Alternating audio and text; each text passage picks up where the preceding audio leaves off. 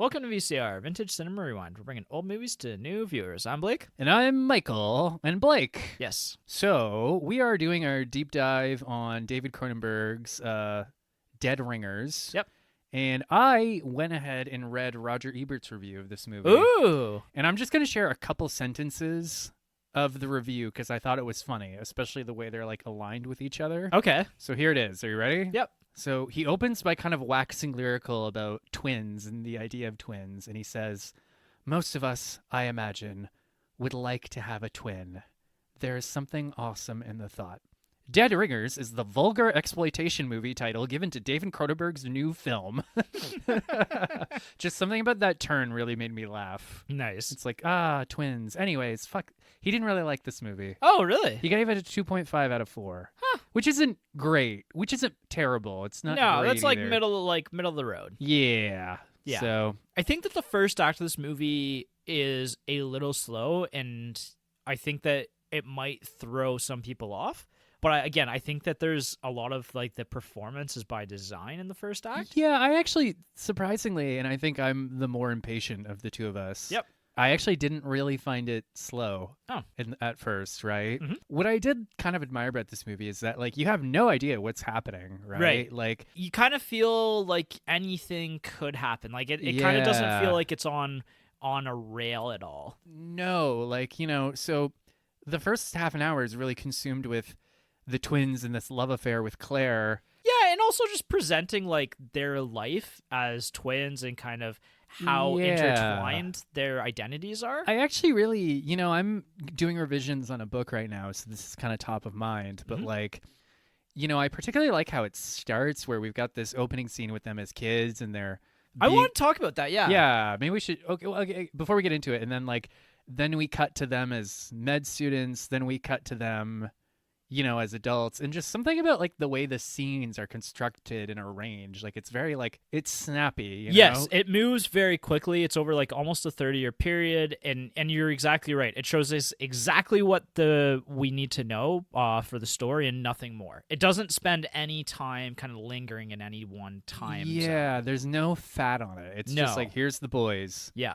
And now here we are 30 years later. And here we Yeah. are 10 years after that. Anyways, movie started. Yeah, that's kind of exactly it. And I did want to bring up the opening, like with them as kids, because especially on first viewing, I really struggled to understand why that was in there, and I kind of think that I've Yeah. arrived at it now. Okay, hit me. So So maybe we should just say, well, I guess this is a deep dive if you've seen it, but just a refresher. Yep. It's Elliot and Beverly as little boys, and they're talking about sex and evolution, and then they ask a little girl if she wants to have sex with them. Yeah. As an experiment, right? exactly. She tells them to fuck off. I found it kind of funny where they're like, do you want to come have sex with us? And she's like, oh, fuck off. You probably don't even know what that means. And Right. it did kind of take me back. Do you remember, like, I think it's around grade 4, grade 5 where people start figuring out what sex is. Right. And for like 2-ish months, there's like an unspoken hierarchy between the kids who know what sex is and the kids who don't. Yeah, it's a weird time to be a kid. Yeah, you're just like, wait, what? Yeah. Yeah.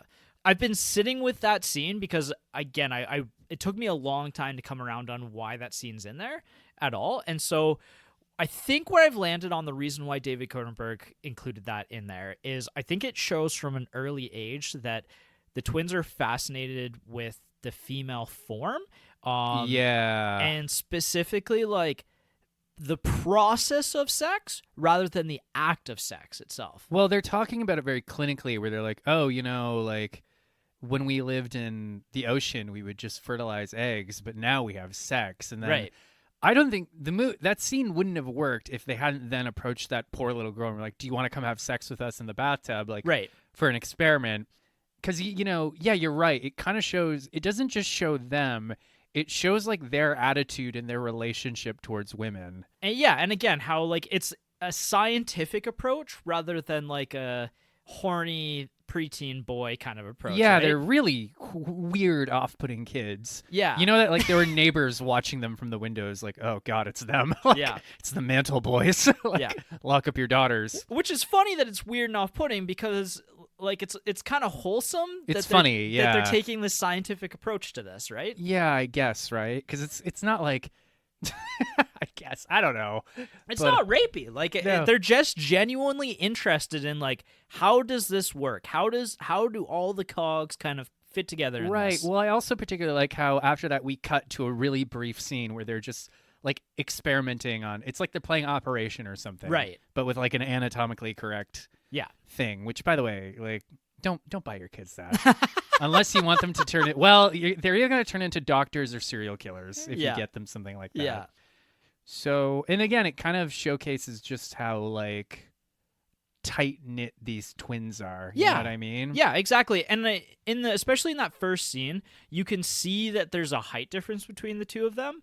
I noticed that on the first viewing, and I was like, oh, we're kind of representing here that there is some difference to these two individuals. Like, we're not going to see like two literal like twins kind of thing, you know? Is there? Because like there's a Yes. line later on where Elliot says, "I'm like a millimeter taller." Yeah. I thought he was just being shitty. No, as kids, I actually saw the difference between the two Okay. of them. Like, there's a distinct difference. It's when, specifically, and like I can really picture this. It's wild that this is this vivid, but when they're talking to the girl and it's cutting between the girl's expression and their expression, you can see the size difference between the two of them. This is a scene that, like I said, it really got in my head because I was like, why is it in this movie? And I really sat with it for a long time. Well, it's certainly one way to start a movie, Yeah. right? Where you're just like, huh, like. Yeah. Then we cut to them as grad students where they're using that like weird thing that they've developed, which Yes. will come back later. And the doctor is kind of just like, ugh, like he's like, this is fine for like a like a cadaver, but you can't use this on a real person, right? Yeah. And then they eventually get acknowledged for it. And Yeah. that was something that, again, in that David Cronenberg interview that you and I both watched, he kind of explained, like, he kind of has, like, an interest in these kind of people who are, like... Obsessive. And very inventive, but, like, in a way that puts them on, like, the fringes of society. Like, they're kind of, like, ostracized because they're so out there and they're so on the cutting edge of things. Yeah, like I think the analogy is like you at first glance they seem very normal and very, I think the word you used was acclimatized. Yeah. But then the more you get to learn about them, you're like, oh shit. You're right, exactly. Yeah, and I feel like that's probably true for a lot of super brilliant people, right? Right. They seem normal and successful, but then you peel back the layers. You're like, oh, you're addicted to ketamine and you just bought Twitter. Yeah. Jesus. Sorry, I had to go there. But, you know, you can't really talk about this movie without talking about the twins themselves and their relationship. Right. You know, Claire is very much a huge part of the movie. Yep. But she's almost more of like a catalyst. Yes. She kind of is what breaks the fellowship. Yeah, Right. she breaks the equilibrium. She gets, what's his butt, Beverly, addicted to Yeah. all kinds of but stuff. but also, like, so up to this point in time, and this is where I think the movie again shows us these two twins who feel very similar, and there's distinct differences, right? Like, Elliot is very showman, like he likes charming, yeah. schmoozer, yeah. He's a schmoozer, but also he's very cold, like an individual to individual conversation. And I know somebody like this. Oh, we all do. Who is very, like, you know, can get up in front of a crowd full of people and, like, schmooze and work the room. But if you're talking to them one-on-one, you're like, oh, this person kind of hates me. And this person might hate everyone. Like, Yeah. I don't know that this person likes people. It's funny. I remember an interview with Jerry Seinfeld of all. I didn't think I'd be talking about Jerry Seinfeld today, but he was talking about how, like, he has this certain personality where it's like he can. Yeah, it's the same thing. He can get up and talk to a whole room. Yeah. But if you try to engage with him one-on-one, it's very like. I think the joke he made is like, I can either talk to all of you or none of you. Yes. And I've heard that. And I don't. I think I have a little bit of that sometimes, right? Right. There's a great moment where Bev first goes off to meet with Claire. And when he comes back to the clinic, you see a woman rushing out of there in tears. Right. And Elliot sees him. He's like, oh, thank God you're back. And he's like, oh, I'm sorry. I'm no good with the serious ones. Yeah. And I thought that was interesting. So it's like, okay, you are a schmoozer, but, like, you don't exactly have great bedside manner. Well, that's exactly what I mean, right? Yeah. He's a very cold individual. And that's exactly it, right? Whereas Bev could never speak to a room full of people. Unless he's drunk. Yeah. Well, I don't know that that's a ringing endorsement for his ability, but he's a very compassionate person. Like, he cares, and he's also very creative and inventive. He's clearly, like, the brains behind the operation. Yeah, and a lot of this movie, I was kind of thinking, like, and I kind of could see where Bev was dependent on Elliot for a long part of the movie. Yeah. And that's kind of the whole crux of the movie, right? Is like this codependency that they have on each other and the shared identity that they have between each other. I guess what's clever about this movie is that at first it seems harmonious, right? Yeah. And I think, you know, it even seems like it's working extremely well, because like it's basically like, oh, what if I could split all the stuff that I hate doing and give it to my other half, and I can just only do the stuff that I like. And as we see in this movie, it does not create two cohesive, developed human beings. No, it creates two very fucked up people, right? But like, you know, I went through a phase a couple months ago where I got back into South Park, and I watched I didn't think I was going to be talking about South Park today either, but like I was watching some of the behind the scenes stuff where it's like, you know, Trey Parker, he's more like reserved and quiet and anxious, but he's like more or less, I think it's fair to say, the creative powerhouse behind the show. Then you've got Matt Stone, who's not as creative, but he's better with people, right? And he's a little more relaxed, right? And it seems to be a very harmonious working relationship, between the two of them, right? Yeah. So like when you first meet Beverly and Elliot, you're like, okay, like I feel like there's probably a lot of partnerships like this where it's like, one is a little more brainy and cerebral, and then there's the other one who's like, I'm the people person, you know? Yeah. I'm the one who can go to dinners, and like I'm the one who can hobnob and get us grants. Right. And then you can just stay home and like do whatever it is you fucking do, right? Yeah. Yeah. Come up with the content. So yeah. And so a lot of this movie, like I really understood why Bev was dependent on Elliot for his side of things, but there was a long stretch of the movie where I was like, okay, Bev is a little bit more inventive than Elliot is, and a little bit more compassionate for the serious ones, like you said. But I was like, why is Elliot so dependent on him? And I think the actual core part of this Elliot's character is, again, I don't think he likes any other human being in the world other than Bev. I think that is the only person that he has any empathy and compassion for. And so to lose Bev in this world and to have Bev leave him for another woman is it's crushing. Yeah, exactly. It's existentially threatening. Yeah, because without Bev, he is just a cold, like, what does she call him at one point? I think she calls him Dracula. And I was like, yeah, she does. I forgot about that. She also calls him, there's a moment where Claire is starting to piece it together. She's like, you know, some nights you're just an amusing lay, and then other nights you're really sweet. Right. And it's kind of like, oh, fuck, she's figuring it out. I guess it's probably fair to say that Bev is more or less the main character. Yeah, I would agree with that. In the same way with, like, you know, in Sinners, there's Smoke and Stack. Yep. And I guess, I forget which one is which, but, like, I think Smoke is the more charismatic one. Yeah. Who's the colder one? Like, the more... Smoke. Yeah, okay, Smoke is more or less the main character. No, I think Stack's more the main character. Okay, maybe... I feel like I had a point to make, and I just completely fucked it up. But anyways... But I mean, I think it's fair to say that Bev is more or less the main character. Yeah. And when the movie first starts, Elliot seems much more like, again, confident and assertive and suave, right? Yeah, he's like what the typical movie would focus on. Yeah, and I mean, especially in like the 80s, you know, conspicuous conception Reagan years, you'd be like, oh, this guy's very successful. Right. There's a really interesting moment when Bev comes back from seeing Claire. It might be the first time or maybe the second time. And he's kind of just like, tell me what happened. And Bev's just like, later, I'm tired. And he's like, no, tell me now, because you might forget one of the salacious details. And I'm like, that's a weird thing to say to your brother, right? Yeah, because they share everything, yeah. Yeah, and then he has that great line where he's like, you don't have something until I experience it too, right? Right, yeah, that's the other kind of kink in their relationship. And kink is the operative word, isn't it, right? Like, so when Claire finally figures out the truth, right, and she confronts the two of them in a restaurant for, you know, like raping her, Bev is the one who's like devastated. Yeah, because he cares for her. Right. And Elliot's just kind of like, well, I mean, and I guess prior to this, Elliot's kind of the one who's like, he's like, hey, like she's shaking us down for prescription drugs. Like he even says like, I think it's time we cut her loose. Yeah. And Bev reacts really violently to this suggestion. Yes. He's like, no, I don't want to do that.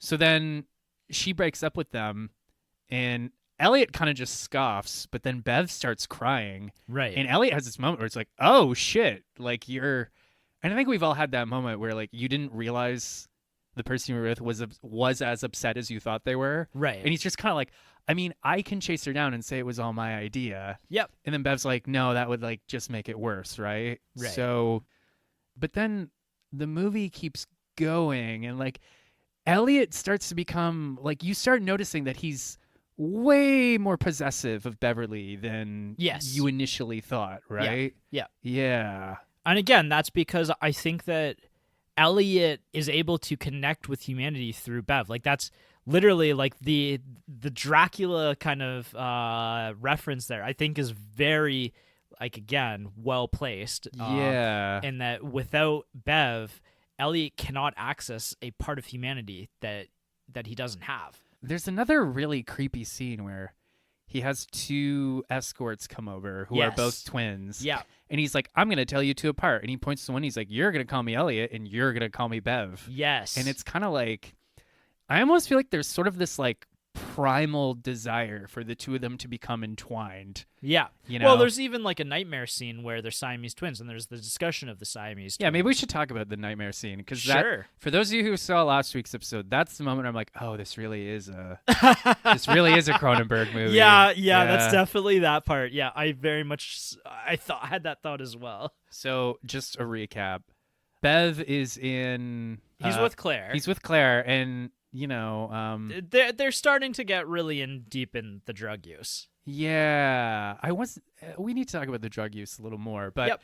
They're in bed together, and Elliot is also there, and Bev's kind of like, I don't want him here. Right. But then it turns out they're entwined with like a little fleshy umbilical cord. Yeah. Like Siamese twins. Yeah. And then Claire just rips it off. She bites it With her teeth. Yeah. Oh, it's really grotesque. Yeah. And like, I gotta hand it to Jeremy Irons. When he wakes up from that nightmare, he looks freaked out. Right. He's like, wow. He's like, I can't talk about it. Yeah. And that's when she's like, oh, here, have one of these. Right. One of the Okay. downers. Yeah. So. Yeah.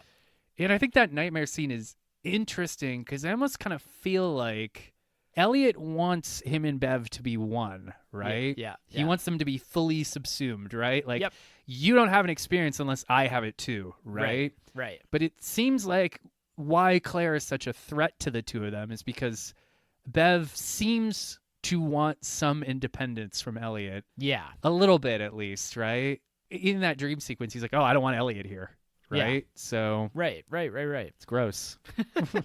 And then Bev kind of starts very quickly unraveling after Claire breaks up with him. Well, she doesn't really break up with him. She's an actress, right? And so she goes to another gig that she has, which is out of town, and she's like, I'm going to be gone for... It's like 10 weeks or something. Yeah, somewhere... Which is only like 2.5 months. Yeah, and he completely sprouts her out. And I think that actually is, again, a really smart choice for the movie, right? Because Bev is a person who is codependent. Like, he always has somebody else in his life. Yeah, that's...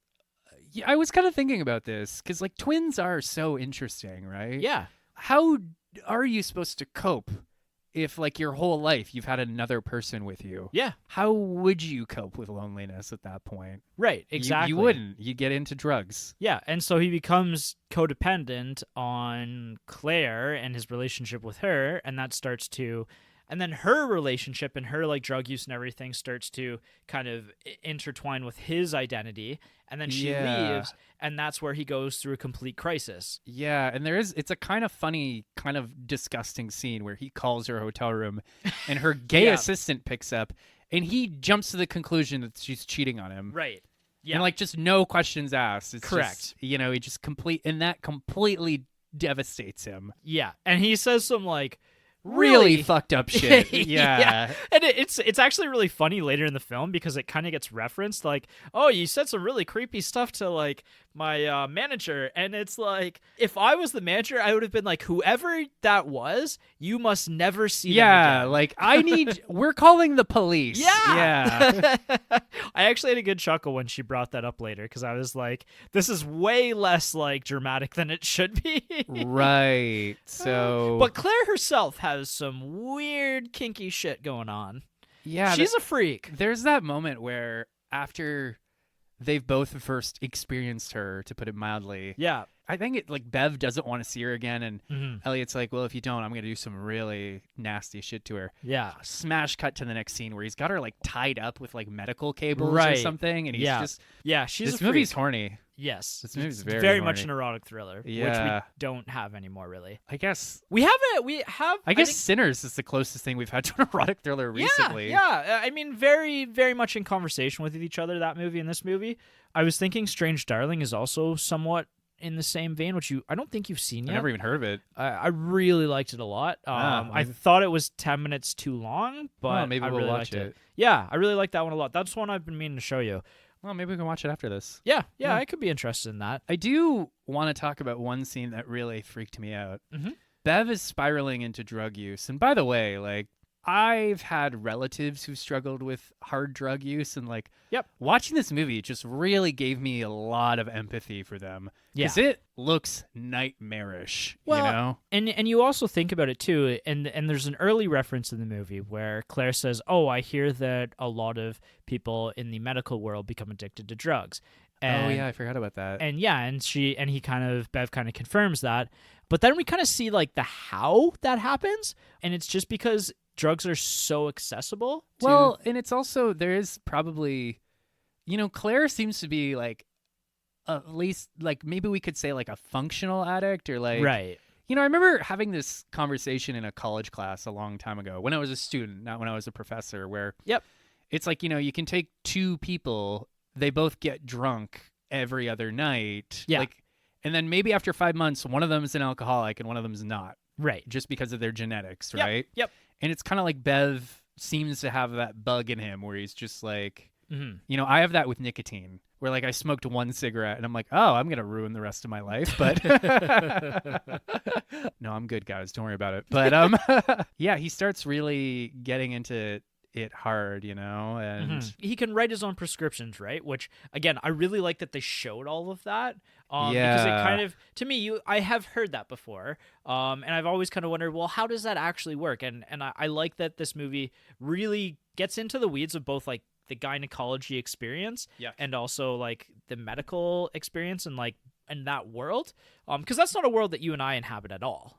no, it's not. I had a partner telling me about a pap smear once, and maybe this just shows how like ignorant we men are about stuff like that. But Yep. like she was describing it to me, and like my whole body was clenching up. I'm like, that sounds horrible. Yeah. But and it is. But, Yeah, I would be interested to watch this with the female's perspective. I was a little hesitant to watch this one, and Justin and I didn't have a lot of time to watch this one together this week, so I didn't watch it with her. Oh, okay. But I am going to come back to it, and I think I'll watch it with her.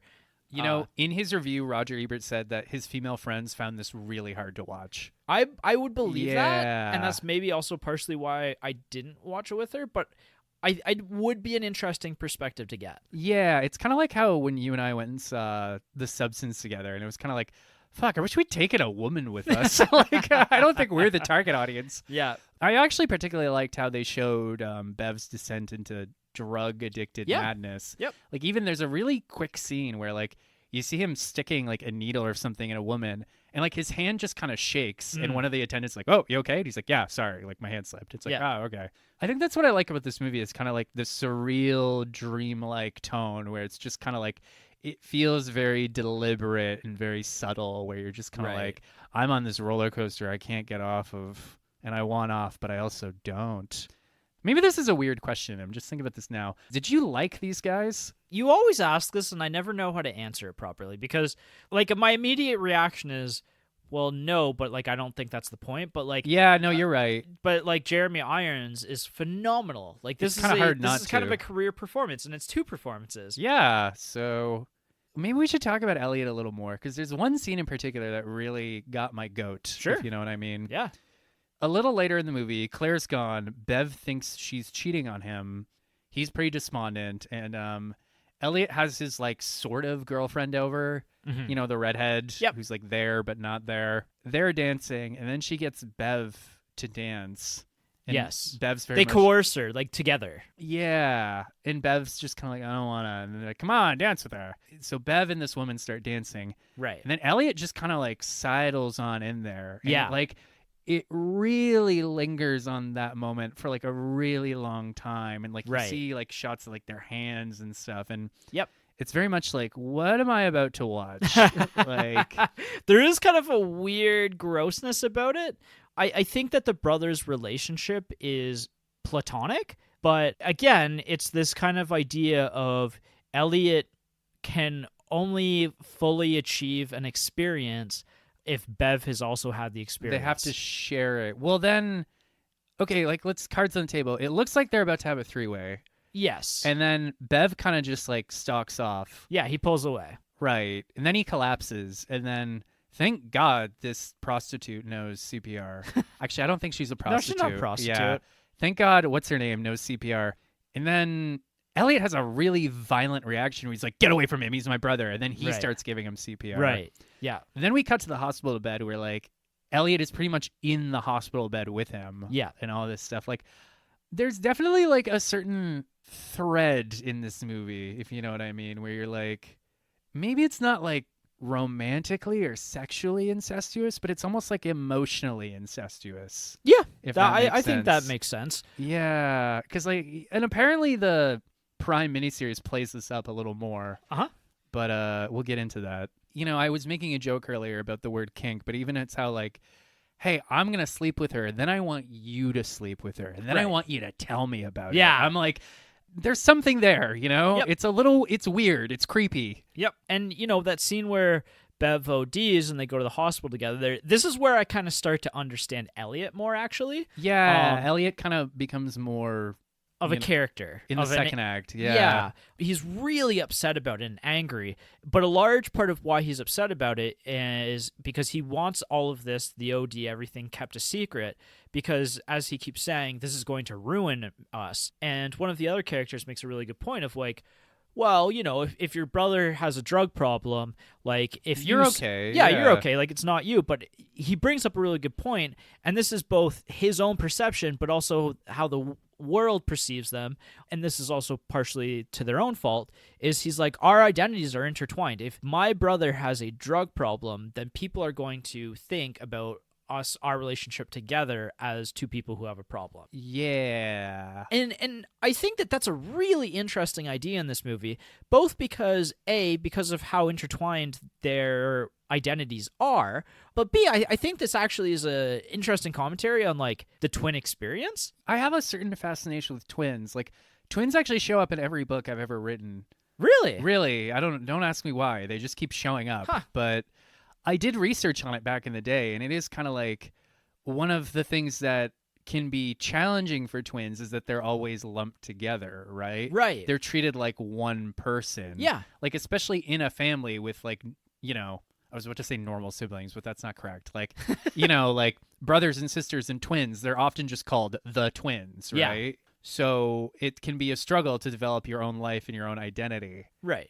Yeah. But then twins also have like, they seem to have like an extraordinary closeness that most people and even most siblings don't have. Right. Yeah. No, I very much agree, and I think that's where that concept really started to pop for me, is right around when he started to OD, and then I started to feel the character of Elliot more. Right. But then, and this is what I thought was really compelling about Elliot, he then starts Yes. abusing drugs too. Yeah. And he has this line with his girlfriend where he basically just says, we just need to synchronize. Yes. We need to synchronize and then things will be okay. Yeah. Right. And that's where I think Elliot's part of his sickness is like, he just wants to like, he wants them to be one. He's the twin, and you've seen this before on like YouTube or like some TLC show or something like this, where there are twins in the world who have built their entire identity in being synchronized, right? Yeah. It's eerie. It's really eerie, right? Like, I think almost part of Elliot's struggle is that it's not so much that Bev is in love with this woman and abusing drugs. It's that these are experiences he's not sharing with Right. him, you know? It's like, Yeah. it's like their identities are finally diverging after all these years and he can't handle it. Right. Ugh, it's weird. Yeah. Again, this is particularly the moment too where I realized like how incomplete both of these people are, and how, you know, skipping the parts of life that you don't actually enjoy doesn't actually make your life better. No, it really doesn't. Again, it just makes you an incomplete person who is not prepared for the world. Yeah, and I think that's almost what's clever about this movie and what's so tragic about these characters is that it's like, for as intertwined as they are, it's like they really can't function without each other. Yeah. Bev really goes hard into drug use. Like, he even starts using heroin in the office. Yep. Which is a really great scene. I mean, horrifying, but great when, like... The deterioration of the office is really interesting as well. Yeah. Like, there's a great scene where the secretary goes to talk to him, and he's just behind his desk like, oh, not yet. Go back later. And you don't immediately see what he's doing. And then she comes in and quits on the spot. Yeah. And he's just doing heroin at his desk. Yeah. It's pretty, like... Which, by the way, if you go in and find your boss doing heroin, yeah, it's time to update your resume. Yep. You know? Yep. So, ay. So, and then I guess maybe we should talk about the climax. And again, this is, I think, where David Cronenberg's fascination really sharpens in this moment, because Bev's inventiveness goes to, like, creepy, weird places. Like, he designs these medical tools for what he calls mutant people. Right, which just look horrifying, by the way. Yeah, and actually... if this movie was more of a horror movie, we would have explored these creepy, weird tools a little bit. And I feel like we experienced them enough, actually. I actually wish we'd experienced them a little bit more. Okay. They're creepy and weird and off-putting, and there's like the giant metallic finger and some other various weird applications. Right. Again, if David Cronenberg wanted to do a more horrifying movie, I think he could have delved into like the usage of those. He doesn't, but it's still very off-putting. Yeah, and upsetting. This movie is still pretty fucking horrifying. But Yeah. So basically, Bev is hallucinating about all these mutant women and all their like. So he starts devising these weird tools that he thinks will work with them. And Yeah. you know, there's a great scene with him and Elliot where Bev's just like, no, it's they're wrong. Like, it's the women who are wrong. Like, Right. you know, he's basically becoming like a paranoid nutcase. Yep. Right? Who's hallucinating all this weird stuff. I think probably actually the most upsetting scene in the movie is where he's supposed to operate on someone and he shows up with all his weird fucking tools. Well, he gets them on the way. Like, they're for sale, right? They no, that's later. Yeah, that was later. Sorry. That was later. Yeah, so he starts operating, and he's clearly like inebriated. high. Yeah. And it's also a very like, I don't know how surgery works, and I don't think this is how this goes, but they're all wearing like these creepy demonic red outfits. Yeah, I think that was just a little Cronenbergism, just to make it Yeah. even more upsetting. Yeah. Yeah, and like it's funny, the nurse is like, I'm not familiar with these tools. Like, how am I Yeah. supposed to? And he's like, let's just number them 1 to 5, and then you know. And she's like, kind of looks upset because she's like really one of the only ones in the room who can see what is there out in front of her. Yeah. And things derail very quickly, right? Because he cuts the patient open Quite badly. Yeah. And then he has this moment where he's looking at them, and it's a really haunting moment where he's like, everything's moving too fast. I just need everything to slow down. Yeah. He grabs the He anesthetic. jumps on top of her. Yeah.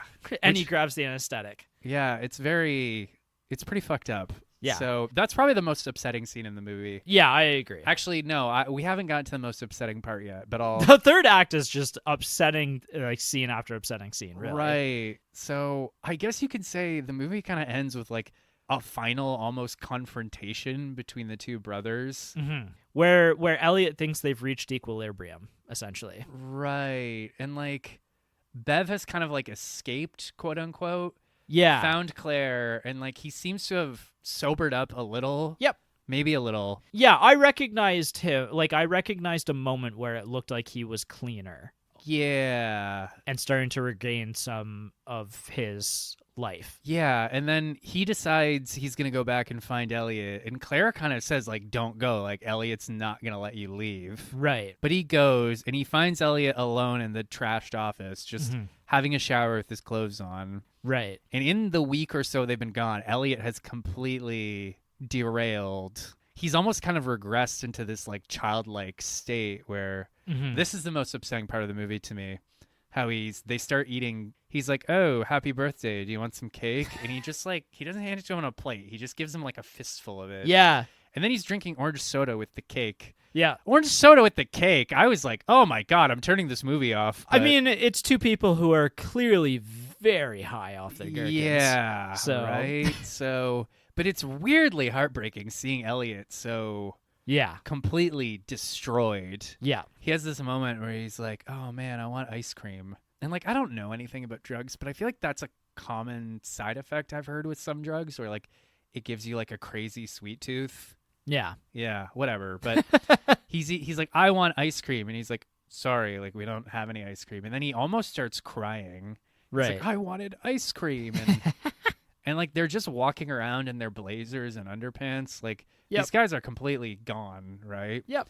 Yep. And they kind of talk about their drug schedule, and then they're like, "Oh, we're gonna get kick it on Monday, though." He's like, "Oh yeah, for sure." And I'm like, "Ooh." And then we get to the final scene where basically in Beverly's drug-induced stupor, he's recovered his tools at this point, Yeah. and he basically starts operating, I guess, on Elliot. Yeah, because they're almost like at this point referencing themselves as conjoined twins, and they're doing an operation to separate the twins. Right. So, and it's a little ambiguous as to who initiated it or Right. who even started it, but like, Beverly is crying when it's happening, and Elliot, it seems a little more farther gone, is just like, "Oh, what's the problem?" And he's just like, they're high out of their minds too. Yeah. Right?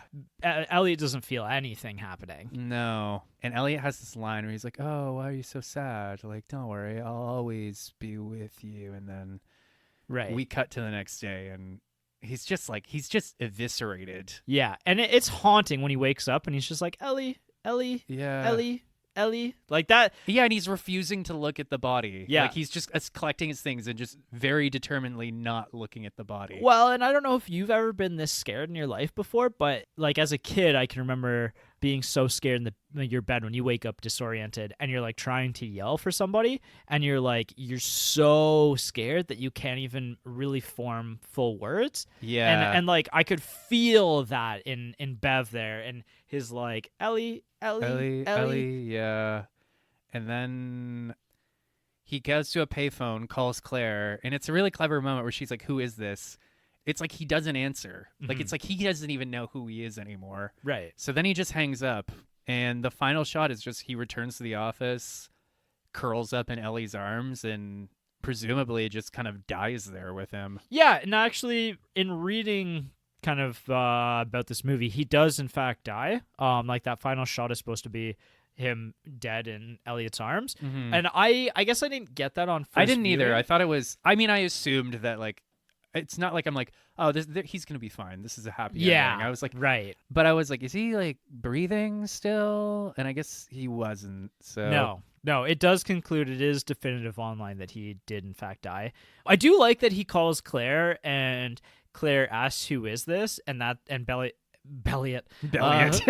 And Bev hangs up and that's unanswered, right? Yeah. There's also another great moment where he's like crying in his office because he thinks Claire is cheating on him. Yeah. And then a patient comes in, and it's a really awkward moment where the secretary's like, "Oh, I thought you were ready." And he's like very clearly like drugged out and crying. Yeah. And he just stands up. He's like, "Oh, Mrs. So-and-so, welcome. I'm one of the Mantle twins." Right. Like it's like he doesn't even like his own identity is kind of eroding around him. Yeah. Yeah. Well, and that's also like a question of their identities in there. They're both so intertwined with each other that like who knows if this is a longtime patient who's used to seeing one or the other person. Like maybe Bev can't even remember who this person is. Like yeah, all that too, it's right? sort of implied that like they sort of deliberately will confuse patients. Yeah.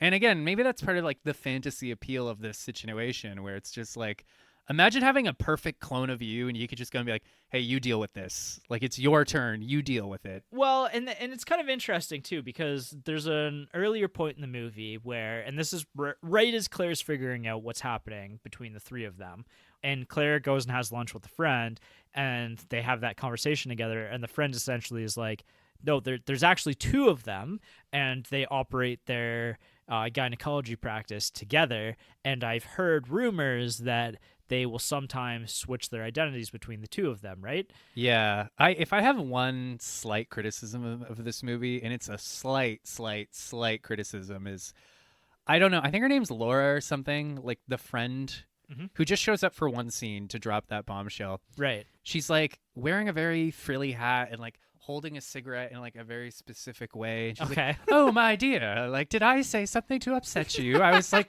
did we just wander into like a Victorian comedy of manners? Who the fuck is this? Like, is this a time traveler? Fair. I mean, but I that's- mean, that's just a minor nitpick. Yeah. I'm not docking any points for that. yeah. I was just a little like, what the fuck is this? Oh, I guess actors are weird. What are you gonna do? Yeah. No, that's Oh, fair, my but- dear, I must have said something, shouldn't I? Like, what are we in like a 18th century cotillion? Like, what is this Jesus. shit? Like, oh, how's the ivory trade going? Like, sorry. Okay, I'm done. I'm done. I I've will lost say- my train of thought. I will say the completely. actress did a phenomenal job. I was just a little taken aback by that moment.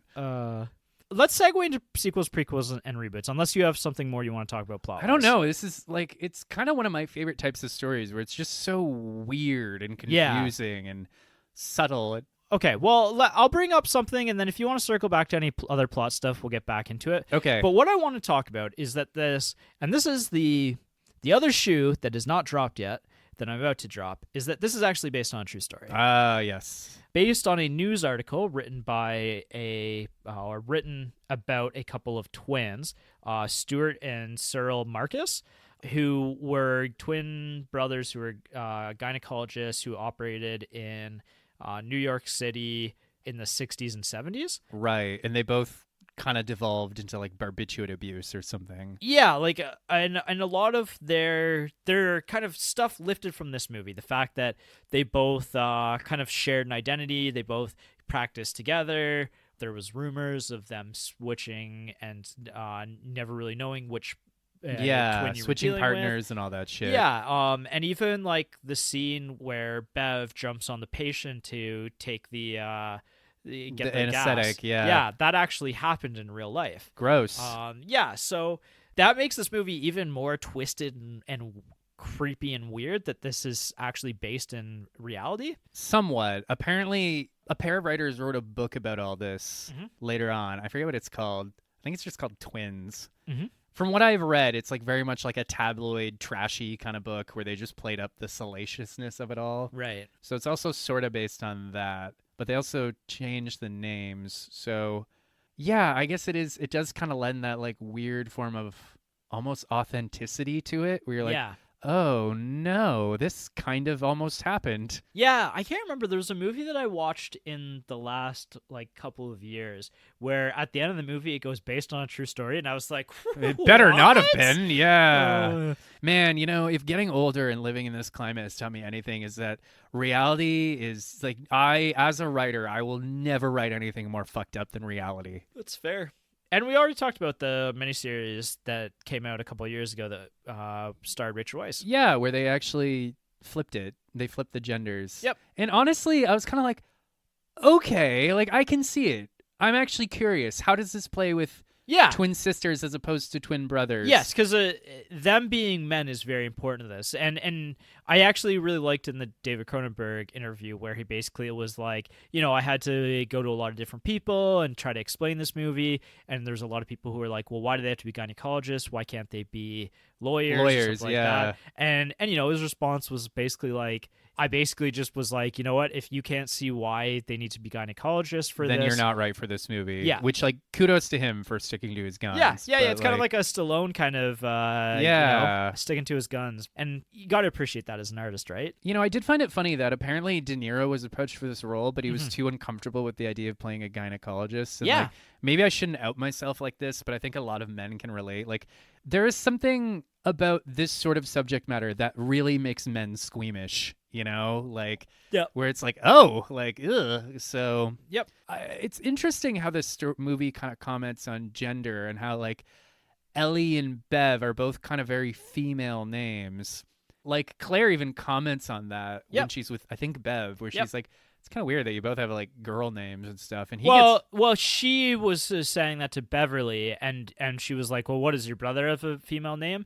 And he does. Elliot, not necessarily. Although there might be some I guess if you female call Elliots. him Ellie, it's Yeah. that's a more like Yes. feminine coded. Yes. Elliot definitely not. Yeah. And then Beverly gets really defensive. He's like, "What? You think we're gay or something?" And I'm like, men in the '80s trying to process their emotions. But throughout history, really. Yeah, no kidding. Except for in like the 50s and 60s, a couple of those movies when their men are holding hands and very touchy with each other. Yeah, good. Absolutely. So there's a slight gender component to this whole thing too, right? So I'm curious to see how that would play with the Rachel Weisz. I might actually watch the miniseries. Yeah, I don't have Prime. Wait, do I? I don't know. I'll check, but I'll just do a week subscription, watch it, then cancel it. Yeah. Haha, gotcha.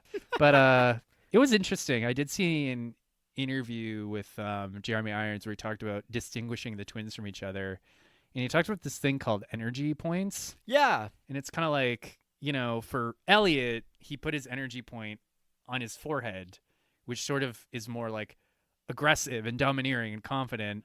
And then for Bev, he put the energy point in the throat, which is more like reserved and shy and feminine. Yeah, and I also read that, and I guess we're kind of getting to effects and filming here a little bit as well. Yeah, look at that. Perfect segue. That's why we're the pros. And he also kind of talked about how he put his weight on different parts of his feet while he was playing the different performances. And yeah. like you can tell that one of them is more confident and the other one is less confident, and kind of how they just present themselves as well. It's really a tour de force performance from Jeremy Irons. Like, it's impressive. It's phenomenal. Like, yeah. There's lots of actors who've played twins nowadays, but this one definitely takes really the cake. Good. It's really strong. This is a movie that was really inventive in a sense as well. Like, it's the first time that they did like computer kind of controlled photography together. Yeah. And there was like one scene in particular where the two of them are walking down a hallway. I was genuinely impressed by. Yeah, no, it's like a tracking shot where like they're walking side by side. Yeah. And you could never tell that this is two different shots spliced together. I was going to say, like, if you didn't know who Jeremy Irons was, you would swear this was twins. Yeah. Yeah. It really is like impressive. Very impressive. Yeah. I actually found it interesting as well that they started by giving Jeremy Irons like two different dressing rooms to play the two characters, and he kind of arrived at the conclusion of like there's kind of a confusion of identities between the two of these characters. Like, really, I should be in the same room, should be combining the costumes and kind of like having my own identity crisis between these two characters. Yeah, that's a true professional willing to go slightly insane for his work. Yeah. Yeah, the other actor that was mentioned for potentially portraying him was William Hurt. He said that making one character is hard enough without having to make two. And like, you know what? Fair enough. Yeah. He did say he regretted turning it down, but also I think that's really interesting. And again, David Cronenberg in that interview, we'll have to link to that interview in the second. I guess we will, yeah. But he mentions like, there's this kind of, a lot of people would think about this as like, oh, as an actor, this is a challenge and it would be something that a lot of actors would be interested in. And yeah, that's kind of the first thought that runs through your head. And there's also then the second panic thought of like, oh, fuck, how am I going to do this? Yeah. Right? Yeah. It's funny, that interview I saw with Jeremy Irons, which I guess we should link to too. Yeah. I did think it was really charming how he basically just said, they were asking about his process, and he basically just said, I can't explain my process to you. I go into every new film feeling like a plumber. Like, I have no idea if I'm up to the challenge or not. And I'm like, it's like, there's something kind of like encouraging about the fact where it's like, oh, like even the greats don't know what they're doing half the time. Yeah, I kind of agree with that. Like, and again, Boogie Nights kind of shows that a little bit of like, you just kind of almost have to fake it till you make it. Like, the fake it till you make it is actually very true. Or you just have to just try, Yeah. Like, it's one of my favorite quotes of all time is, you remember Todd from BoJack Horseman? Mm-hmm. Someone asked him, like, Todd, can you handle this? He's like, I never know if I can handle anything. That's what makes my life so exciting. And I'm like, he's not wrong. Well, there's also, I very much agree with that. And it's like, there are people who are going to be naturally talented at something or naturally talented at lots of things, but the difference between what makes somebody good at something and what makes somebody great at something is their willingness to actually dive into it, right? Yeah, and like the whole idea that like if you're crippled with self-doubt, you're actually probably better at this than you think you are. Yeah. Because the people with no self-doubt usually fucking suck. Yeah. Yeah, we've met a lot of people like that in our time. But again, you have to also be able to put yourself out there as well, right? And also like be willing to study and work hard at whatever it is you want to be great at. Because very few people just walk on to whatever they want to do and are great from the beginning. Yeah. And really, that's not how life works in anything. No, I know. You know, speaking of Dave Chappelle, who I mentioned in last week's episode, I saw a clip of him talking about how he's like, my first time trying stand-up, I was good at it. And I was a little like, fuck you, Dave Chappelle. Like, no, he probably was good at it. He Yeah, probably I know, made people but- laugh. But then he started to actually understand what the craft was and what Yeah. it would take to actually be great. And then that was, where he would have committed to it. yeah, fair enough. Because there's also plenty of people who are naturally talented who will just half-ass it, not really develop like their whatever that it is that they need to develop, like the actual business side of whatever they are, or Right. like this element or that element, and they'll just never truly become great because of that. There are lots of people who are very good, but because they're able to incorporate all of the other stuff that isn't necessarily the primary identity, that's where they become great. Yeah, it's like the difference between talent and skill, or like Yeah, the difference between talent and discipline, right? Yeah. You need both. absolutely. Or you need so much of one that it doesn't really matter that much that you don't have the other. But at some point, you're destined to fail, I think, in that case, even. Yeah, that's true. Anyways, so What a tangent. Yeah, really. I guess the only other effect that I wanted to talk about was or scene that they actually cut. There was actually a second dream sequence. Oh, really? I didn't hear about this. Yeah, and so it's another dream sequence, and they're both kind of older at this point, and one brother kind of grows out, like births the other brother. Oh, no. And I guess test audiences, they tested it a few because this was something that they really weren't sure what they were going to do with. So they tested without dream sequences, with one sequence, and with both sequences. And this is where they landed, just to have the one. And I actually think that one dream sequence is absolute max what you should have in a movie. Yeah, well, like dream sequences are tricky because they can be really, if done badly, it can really, it really just kills the pacing. Yeah. Sometimes you're just like, oh, it's a dream. And then you just, you stop caring, Right. It's got to be really brief and punchy. Yeah, exactly. So I think the only movie that's ever successfully had two dream sequences is The Big Lebowski. Well, yeah, because they're perfect. And that's have you seen the deleted scene? No. Yeah, I haven't seen it either, but I don't know if you can get this deleted scene. I think this is one of those deleted scenes that might be lost to time. lots of time. That's okay. Yeah. I think the movie's complete without it. I don't think that you should have more than one dream sequence unless you're The Big Lebowski. So. Once you're the Big Lebowski. Because it should be surprising as well. Like, there's a dream sequence in The Fly that actually shocked me because I didn't know that it was a dream sequence. But then it's rooted in a reality though. But it's still, again, it's something that, and maybe this is something that Cronenberg actually uses in other of his movies as well. I'm not really sure, but it is something that I think should be used sparingly in a movie. Yeah, well, it's funny. I'm doing revisions on a book right now, and I happened across a dream sequence I had written 4 months ago, and I just kind of looked at it and went, I'm gonna cut this in half. Yeah, I don't need the second half of this. Yeah, Because once the reader or the audience has figured out it's a dream sequence, it's like, all right, now do your thing and get the fuck out of there. Yeah, that's exactly it. You have to kind of keep this air of mystery of what's happening right now. Yeah. And as soon as it's out, that's when it needs to end. I completely agree. Then fuck off. Cut to the next scene. Yeah. So I would love to be a film editor. I'd be like, cut to the next scene. I'm more of a director at heart, I think. I'll edit your movie. No, I won't. I think I would like editing as well. I like editing our podcast, but Yeah. I think at my core I would fit more as a director or a producer. Yeah, I could see you. You would be good at both of those. Yeah. I think producing too, because you have a little bit of Elliot in you, I think. Yeah. In the sense that you know how to schmooze. Yeah. And I I'm mean- also a cold-hearted bitch. I think I have a little bit of schmooziness in me too, but not I don't know. I'm also really good at saying wildly inappropriate things at the wrong time. Yeah. So I'm a good schmoozer in small doses. Oh, that's great. So Legacy of the movie, again, this is considered one of the great Canadian movies of all time, and it's almost since it came out, it's been in top 10 Canadian movie lists. Oh, easily. So the last time the top 10 Canadian movie list, there's a I actually checked it out just for this movie. Yeah. I've seen most of them. Really? Yeah. So it ranks number 7 on the top 10. and I haven't seen any of the other ones, so I'd be interested to hear maybe which one you like the most of these. So we've got deteriorate, the Fast Runner, which is an Yeah. Inuit movie. Yeah, I saw it like 15, 16 years ago. Uh-huh. I don't really remember it.